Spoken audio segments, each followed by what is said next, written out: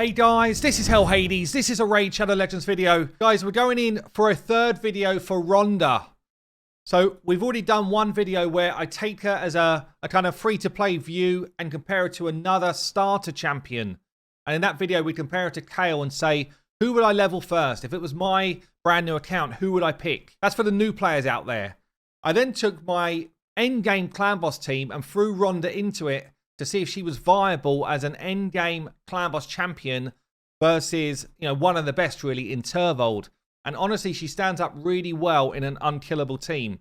But for this video, we're going to be looking at a more rounded view. So firstly, we're going to be doing a maximum damage test. Secondly, we're going to be looking at the arena. Is she actually viable now in endgame arena content? Then we're going to throw her into some FIREKNIGHT where I think she's going to be really strong.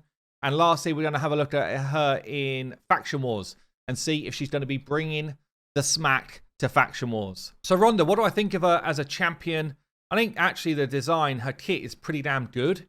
I feel like she could have done with one more debuff in her kit, but I guess that's being picky because she does have a lot going on. A1 triple hits, will get a fourth hit if the enemy's under half health. The A2 is an ignore defense ability, ignores 30% defense and will ignore shield. This is a crazy arena ability. She's also got block passive skills and block active skills, which will go up or go on against any affinity, and they need no accuracy to land. The only thing that can stop this is if someone's got block debuffs as a buff on them. So block active skills is actually a really strong arena killer. People like Duchess, people like Candy, people like Rotus, Necret, like the list goes on. A lot of their abilities come from their passives. So if you can take a passive out of the equation, especially someone like a Rotus, then damn, you're actually going to be taking down really high-end arena meta champions. The A3 is a nuke. It's an AoE double hitter, which is always nice. And she gets more damage if she's got more than half health. She's also got some turn meter control mechanics in her kit to stop her being turn meter controlled, which is cool. And she's got a very nice passive. So whenever anyone attacks, 15% chance that she's just going to attack with them with her A1, triple hit or quad hit. She's also got this nice self-sustain. So at the start of a round, she'll get a shield equal to 40% of her health. Obviously, it depends how much health you build her out. But I've gone for a damage build, and she's got 31k health. So 40% shield. She's gaining another 13 odd K health. Is it as much as that? Yeah, about that. So she's actually going to be way more tanky than she would appear, which is always nice as well. Also means that you could build her actually pretty damn tanky for stuff like Hydra, and she would do the job. So my build then, I've got 6.5k attack, 252 crit damage, and I guess we're going to go for a maximum damage showcase first. Get ready for raid maximum damage. So for those people who have been around for a while, you will know that we do maximum damage properly on this channel. We're going to be testing her at her strongest. And if you're new to the channel, please subscribe. I do Raid Shadow Legends videos every single day. So what's going on? We've got damage masteries. Let's move me out of the way a touch. You can see we've got things like Heart of Glory, more attack or more damage when full health. We've got Ruthless Ambush, more damage for the first hit. Bring it down, more damage if they got higher health than us. Things like Methodical, every time we use the A1, it goes up in damage. I've taken Helm Smasher here because it will ignore more defense. Her A2 ignores some defense. Helm Smasher ignores some defense. And then the gear I put on her also ignores defense. So actually, it massively lowers the defense number. It means we smack a lot harder. I've got in here Retribution to get another chance at the A1 if we get hit quite hard. Otherwise, I think we're good. We need no accuracy in our build at all, so support tree's kind of redundant. Means we can take these nice defensive masteries like Blast Proof, Resurgence, kind of like an arena must. So yeah. Actually, someone asked me, is there an argument to go for Flawless Execution over Helm Smasher because she already ignores some defense? She doesn't ignore anywhere near 100% defense. Helm Smasher will be your best nuker mastery. Think of it this way. Flawless Execution for consistency of damage. Or if you already ignore 100% defense. If you don't, Helm Smasher wins nearly every time. So I would always take Helm Smasher in this situation. So we're in Cruel and Savage gear. And we've got 6.5k attack, 252 crit damage. let's get her into a damage test in Dragon. This is where I always do my damage test for maximum damage. And we're going to be running her alongside the usual crew, which basically amp her damage up obscene amounts. So how do they do that? I guess I'll run through it quickly here for anyone who's new. We have got ourselves increase attack from Arbiter. We've got poison on them, which gives Bad L buff 20% damage. Poison on us gives Gurp Tuck buff 21.5% damage. And we've got drop defense and weaken on them from our Lydia, which means that they're as weak as they can be. So A1 then. Let's have a look at this one. I guess we slow this down. A1 is going to be the triple hit. I mean, it's like 60 to 80k per hit. If you get 4 of those away, that is an insane amount of damage there. What's that, like 280k damage? That's really strong on the A1. Okay, then coming in with the A2, which also ignores defense. This is a triple hit, and this is the one that puts out the block, active, and passive skills. If you've got one of those annoying champions like a Paragon, yeah, you can block out his ability here to put the unkillable on himself. Let's see what he does, though, for damage.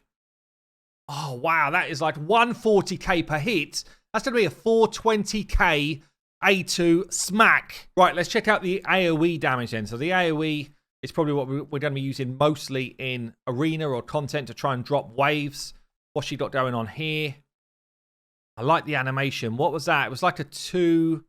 Didn't have drop defense here. I think it was about 280k for the majority of the wave there.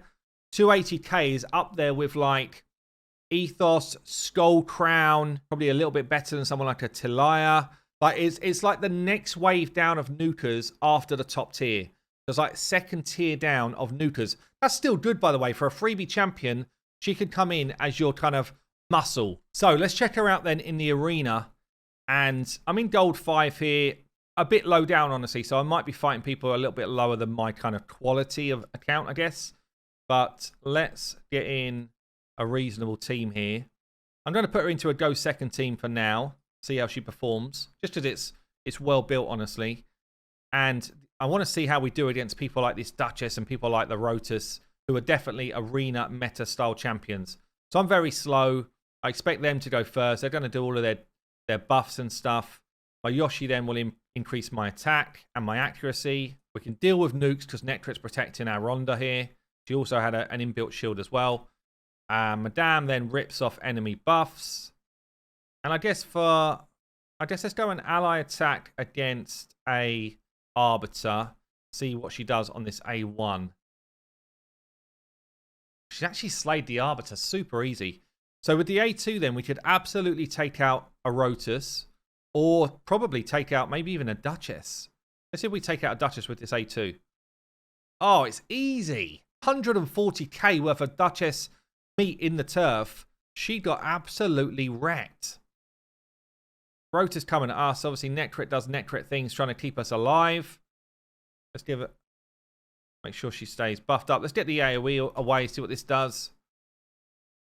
I don't know if she had increased attack up then. It was only like a 20k hit.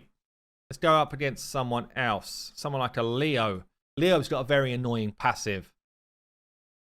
So again, someone that we might be able to one-shot. I guess it's a shame that we... Oh, actually, I don't like fighting Cethalias. I forgot Cethalia was in this squad. Cethalia makes me do things I don't want to do. It's actually a well-built team. So the provoke is forcing us in. Oh, nearly takes him down. We get the shield from Necrit. I don't know if we're going to have time to actually get her abilities away. No, we're not. Yeah, I don't want to go against a Cethalia. She absolutely wrecks us. This team in particular, she wrecks. Let's go against...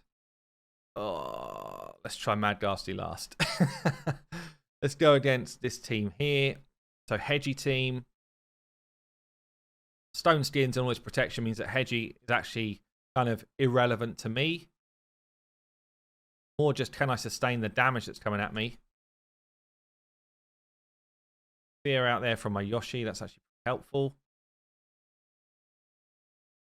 Okay, here we go. And then A3 this time. Let's see if we take down the whole enemy team on the A3. Actually, pretty damn easily. Pretty damn easily, yeah. So that is definitely going to be enough for a straight nuke. Let's have a look at this disgusting team here. Maybe I'll go in with a quicker team. Let's take him out for her. So we could either just push back the Sifu, which I think I'm going to do. Push back the Sifu with the A1. Didn't quite work as I wanted, but I can lock these out. I can't block. I can't block passive skills or anything, but I can just A2 the Rotus to death, or I could try and take out the Reviver. I guess we'll take out this Rotus ideally. Oh, it's so damn easy, actually. So damn easy. Go in with my nuke. I got my Hedgie built for damage, actually. I forgot about that. He was originally built in this team as a control champion, but I changed him to a damage build because it was more fun. Right, so let's take it off auto. We're just going to try and push back Sifi's turn meter on the A1. Got resisted. I guess we're going to buff up. I think I'm going to lock out and try and push back this Vault. We've kind of done it. I've got a choice here. I can either just take out a Rotus. I could double hit with the AoE. Will that kill these Rotuses? I'm not sure. Let's try it. Double hit with the AoE. Both Rotuses go down. Very nice. Gives me a bit of time to kind of stay in the game here. I didn't take a sleep. I guess I wasn't quite over half turn meter. Going in with the A1, taking out the Sifi. And that is a nasty team down, honestly. Not through brilliant play, but you can kind of see the value of her versus Rotuses. I mean, they were both +4s, plus a +4 Sifi and a +4 Valk. That is a nasty, like, high-end team. Let's have a look at this team. Ugh, look how disgusting this team is.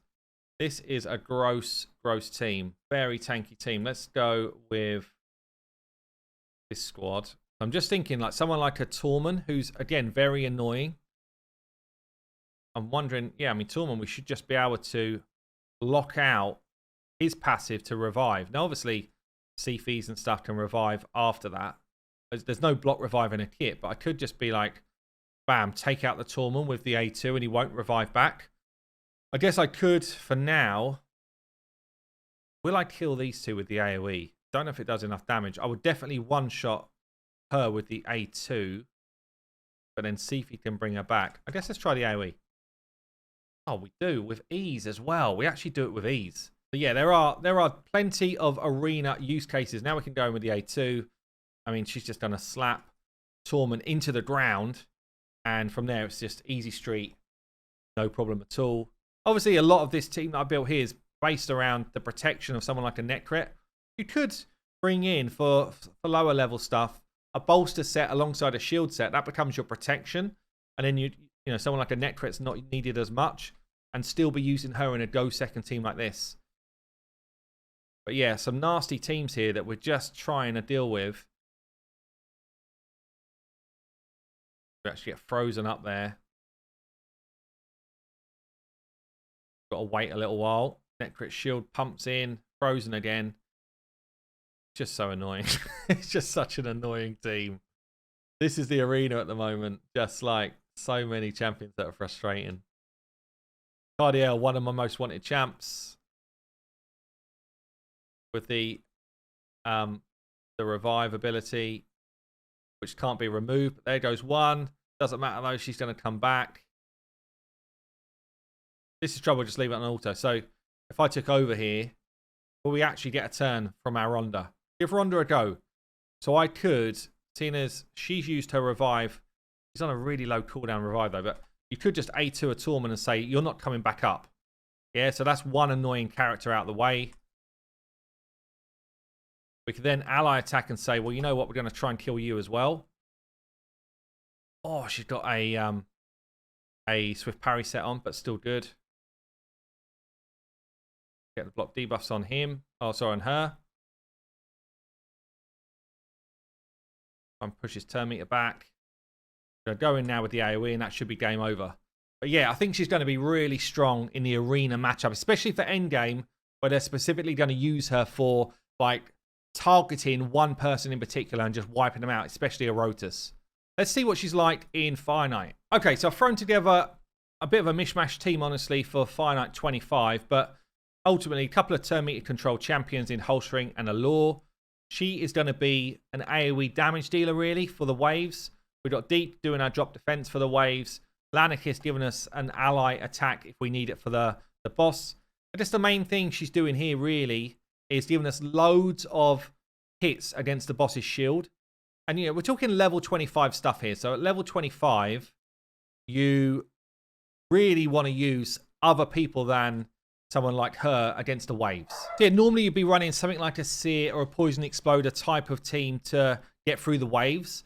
But actually, with her ability to sometimes come in with the A1, like she's just done there, or the ability to just nuke with her A2, I think she's pretty reasonable for this. Like, she's not top tier level 25 stuff, but she's not far off it. With the amount of extra hits you're going to get from A1 and A2 combined, she's going to be brilliant for the boss. And the funny thing with FIREKNIGHT is you need brilliant for the boss and you need really strong for the waves. And there's not that many champions that do the two together. I think she actually does. So, you know, running her alongside some good control champions is going to be helpful. And obviously she does a big old cannon of an A3 when it comes to AoEing down waves.